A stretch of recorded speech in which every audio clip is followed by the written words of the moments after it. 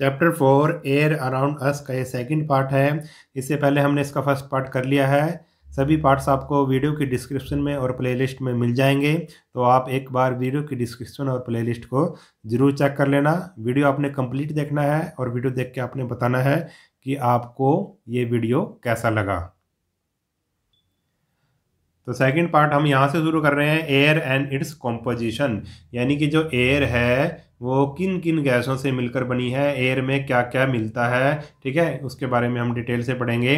The air which we inhale is not a single gas but a mixture of a number of gases.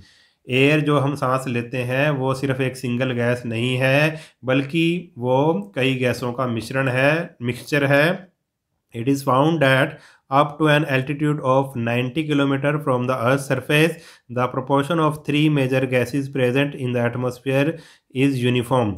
It is found that, यह पाया गया है कि 90 kilometre, अर्थ के surface से 90 kilometre ऊपर तक जो तीन मेजर गैसेस हैं, तीन मुख्य जो गैसेस हैं, उनकी जो एटमॉस्फेयर में जो इनकी प्रेजेंस है वो यूनिफॉर्म होती है, यानी कि जो इनका रेशो लगभग एक जैसा ही होता है। 90 किलोमीटर तक ये तीन मुख्य गैसें ही पाई जाती हैं। These major gases are nitrogen, oxygen and carbon dioxide. और ये तीन जो मुख्य गैसेस हैं वो कौन सी हैं? नाइट्रोजन है, ऑक्सीजन और कार्बन डाइऑक्साइड है। But above 90 kilometre the composition begins to change due to increase in the proportion of lighter gases like helium।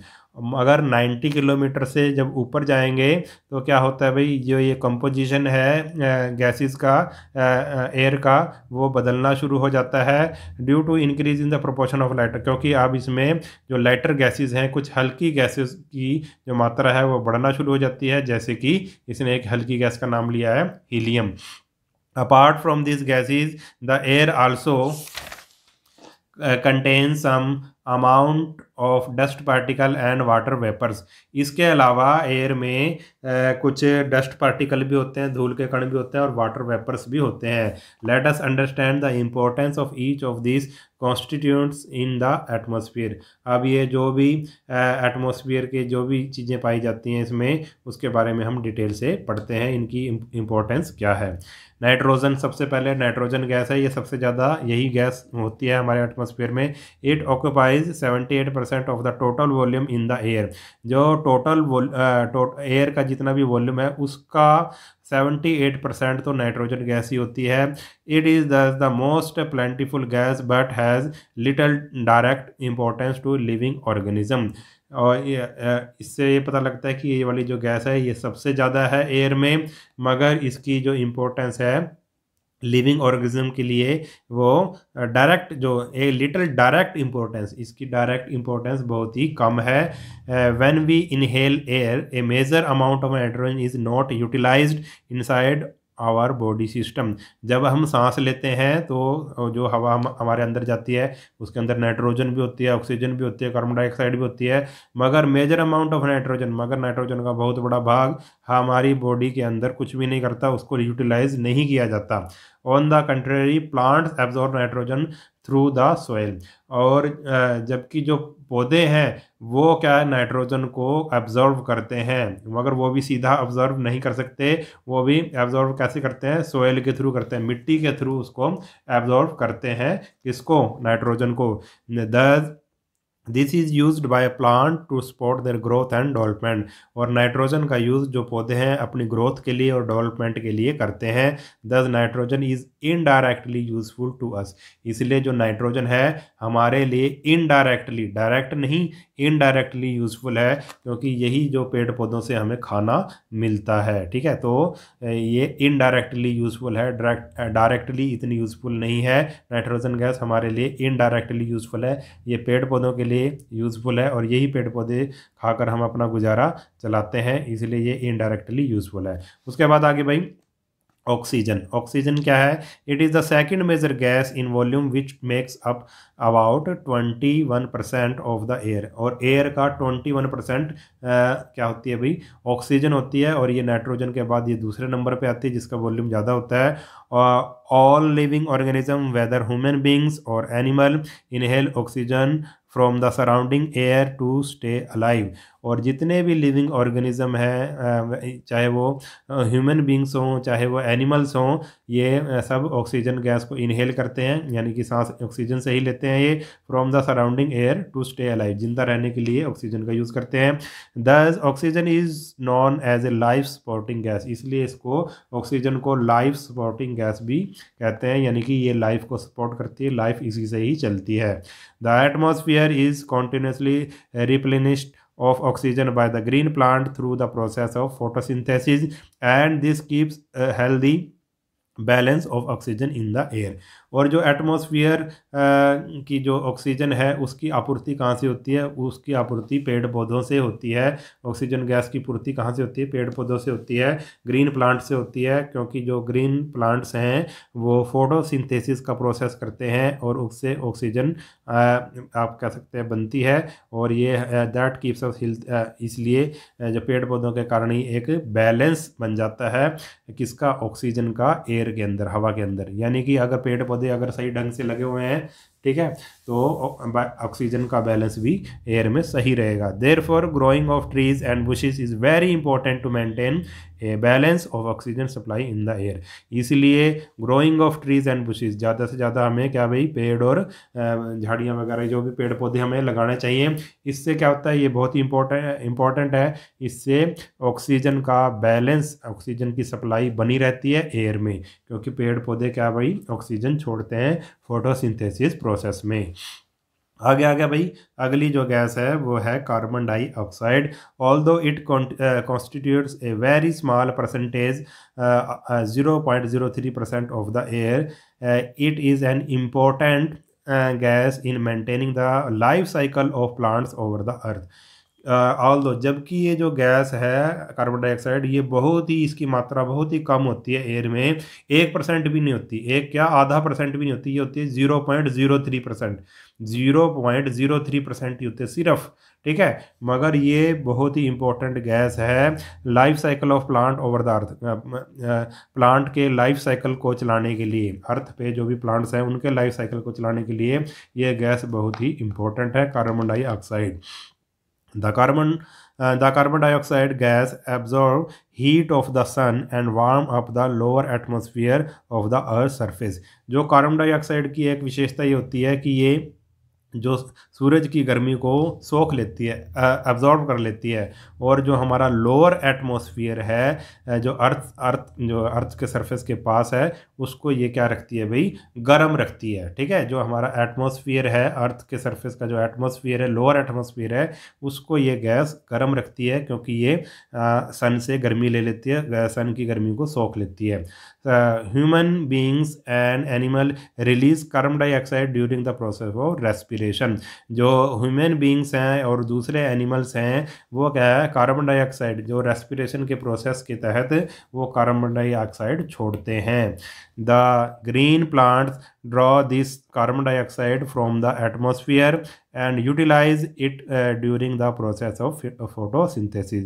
और जो हम तो क्या भाई ऑक्सीजन को लेते हैं और कार्बन डाइऑक्साइड छोड़ते हैं, जितने भी ह्यूमन बींग्स हैं और जानवर हैं, और ग्रीन प्लांट क्या करते हैं, ड्रा दिस कार्बन डाइऑक्साइड, इस कार्बन डाइऑक्साइड को लेते हैं एटमॉस्फेयर से and utilize it during the process of photosynthesis, और फोटोसिंथेसिस के प्रोसेस में इस कार्बन डाइऑक्साइड का यूज़ करते हैं। In this way a balance is maintain in the atmosphere, इस तरह से एक एटमॉस्फेयर में एक बैलेंस, संतुलन बन जाता है। If the amount of carbon dioxide is more in the air, it can adversely affect the living beings। अगर जो कार्बन डाइऑक्साइड की मात्रा अगर एटमॉस्फेयर में, एयर में अगर ज़्यादा हो जाए तो इसका बहुत बुरा प्रभाव पड़ता है, जितनी भी लिविंग बींग्स हैं, जितने भी जीव जंतु हैं, उन पर बहुत बुरा प्रभाव पड़ता है अगर कार्बन डाइऑक्साइड की मात्रा ज़्यादा हो जाए। Since the carbon dioxide has a property to absorb heat, it increases temperature of the atmosphere, which in turn increases the temperature over the earth's surface। इसलिए अगर इसकी कार्बन डाइऑक्साइड की मात्रा अगर इंक्रीज हो जाए क्योंकि इसकी एक प्रॉपर्टी होती है कार्बन डाइऑक्साइड की, ये हीट को एब्जॉर्ब कर लेती है, हीट को सोख लेती है। इसलिए इससे क्या हो जाएगा भाई, एटमॉस्फेयर का जो टेम्परेचर है वो क्या हो जाएगा, इंक्रीज हो जाएगा, which in turn increase the temperature over the earth surface. इसलिए जो अर्थ का सरफेस है जो उसमें अर्थ के जो सरफेस का जो टेम्परेचर है वो बढ़ जाएगा। अगर टेम्परेचर बढ़ जाएगा अर्थ का तो this is a cause of global warming. तो क्या हुआ होगा भाई, ग्लोबल वार्मिंग होगी, which is threatening the life support system of the planet. और वो ये जो ग्लोबल वार्मिंग के कारण जो हमारा लाइफ जो सपोर्ट सिस्टम है, यानी कि जो पृथ्वी पर जो जीवन है उसको खतरा हो जाता है। अब ग्लोबल वार्मिंग क्या होता है मैं थोड़ा सा बता देता हूँ। जैसे कि अगर टेम्परेचर बढ़ जाए अर्थ का तो उससे ग्लोबल वार्मिंग होगी। ग्लोबल वार्मिंग के कारण जो हमारे पोलर रीजन्स हैं वहाँ पे जो बर्फ़ जमी हुई है वो बर्फ़ पिघल जाएगी, और उस बर्फ़ के पिघलने से जो समुद्र का जो पानी बन जाएगा बर्फ़ का, और वो जो पानी है वो समुद्रों में आएगा, और समुद्रों का जो वाटर लेवल है ऊपर हो जाएगा। वाटर लेवल ऊपर हो जाएगा, जो जो समुद्र के किनारे जो भी देश हैं, जो भी जगह है, वो सारी डूब जाएंगी, जिसके कारण हमारी जो अर्थ पे बहुत बड़ी नुकसान हो सकता है। यानी कि ग्लोबल वार्मिंग हमारे लिए बहुत ही खतरनाक है। Apart from these three major gases the atmosphere also has some other gases like argon, helium, methane in small volume. और इन तीन गैसों के अलावा, ये जो तीन मुख्य गैसें हैं नाइट्रोजन, ऑक्सीजन और कार्बन डाइऑक्साइड, इनके अलावा हमारे एटमॉस्फेयर में दूसरी गैसें जैसे कि आर्गन, हीलियम और मीथेन बहुत कम मात्रा में पाई जाती हैं। The water vapour and dust particle are the other important component present in the atmosphere. They have their own relevance. और इसके अलावा हमारे जो एटमॉस्फेयर में वाटर वेपर और डस्ट पार्टिकल भी पाए जाते हैं, और वो ये भी बहुत ही इम्पोर्टेंट कंपोनेंट हैं हमारे एटमॉस्फेयर का, और इनकी भी कई मतलब इनका भी कुछ काम है। ठीक है, ये ऐसे ही नहीं है, वाटर वेपर और डस्ट पार्टिकल ये भी क्या है, जरूरी है। The atmosphere also hold solid particle of dust, salt, pollen etcetera. और एटमॉस्फेयर में क्या होता है, कुछ सॉलिड पार्टिकल भी होते हैं जैसे कि डस्ट, धूल हो गया, साल्ट हो गया और पोलन हो गया। These dust particle act as hydroscopic nucleus around which water vapour get condensed to form cloud. और इन्हीं जो डस्ट पार्टिकल होता है ये एक हाइड्रोस्कोपिक न्यूक्लियस की तरह काम करते हैं, और इन्हीं के चारों तरफ ये जो डस्ट पार्टिकल होते हैं वो छोटे छोटे होते हैं, और इन्हीं के चारों तरफ जो विच वाटर वेपर गेट, इन्हीं के चारों तरफ जो वाटर वेपर होते हैं, जो पानी के जो नीचे से जो पानी उड़कर जाता है ऊपर वाष्प बनकर, वेपर बनकर, इन्हीं डस्ट पार्टिकल के चारों तरफ वो क्या हो जाता है भाई, मतलब उनके साथ एक तरह से चिपक जाता है, और इन्हीं से ही क्या बनते हैं, इन्हीं जो डस्ट पार्टिकल है इन्हीं से ही क्लाउड बनते हैं। जब इन डस्ट पार्टिकल के ऊपर क्या हो भाई, वाटर वेपर्स आ जाते हैं, कंडेंस हो जाते हैं, तो इनसे ही क्या बनते हैं भाई, क्लाउड्स बनते हैं। आगे है हमारे पास पोलूटेंट्स इन द एयर। जो एयर को जो ख़राब करने वाले तत्व हैं, एलिमेंट हैं, उनके बारे में हम पढ़ेंगे कि भाई हवा का कैसे प्रदूषण होता है। Beside the natural combination of gases, water vapour and dust particle, the atmosphere continuously receives man made substances of both solid and gaseous nature, largely due to the multiple human activity.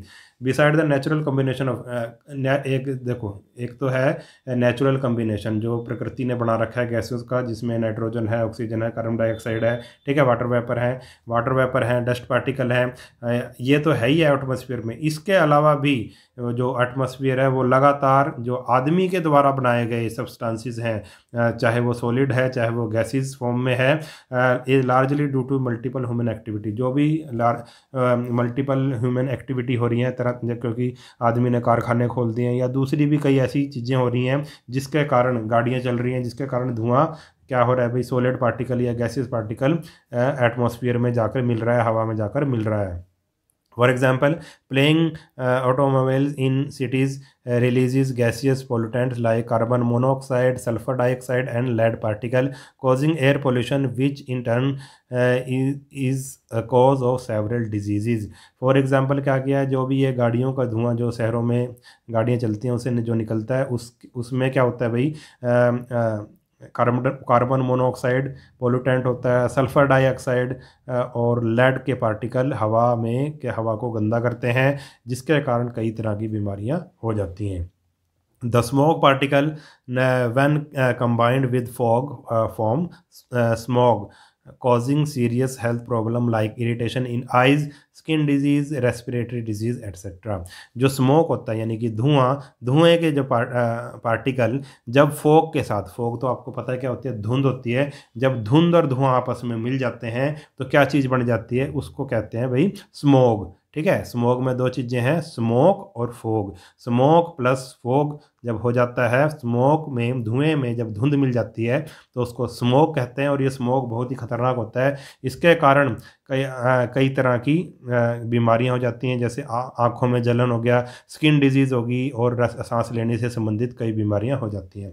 आपने news में भी देखा होगा कई बार कि भाई दिल्ली के चारों तरफ या दिल्ली में क्या हो गया भाई, स्मोक हो गया है, और ये 5 दिन तक 10 दिन तक लगातार रहता है, जिससे लोगों को बहुत तकलीफ़ होती है और सांस लेने में दिक्कत होती है, आँखों में जलन होती है, कई स्किन डिजीज़ इसके कारण हो जाती हैं।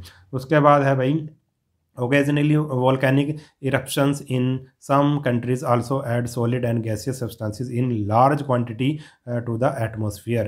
और दूसरी चीज़ क्या है भाई, कुछ वोल्केनो जैसे ज्वालामुखी फट जाता है, ठीक है, उस वोल्केनो के कारण भी बहुत सारा सॉलिड आता है बाहर, और गैस आते हैं, और उसमें से जो धुआं, गैस या सॉलिड पार्टिकल निकलते हैं वो भी एटमॉस्फेयर के साथ बहुत बड़ी मात्रा में मिल जाते हैं।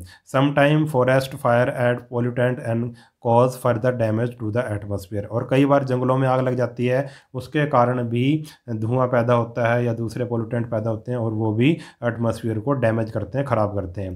We should have an awareness of these pollutant so that they are reduced in the atmosphere. और हमें इन सब जो भी पोल्यूटेंट हैं, जो भी हवा को गंदा करते हैं, उनके बारे में हमें पता होना चाहिए, ताकि हम उनकी जो मात्रा को कम कर सकें, अपने एटमॉस्फेयर को बचा सकें।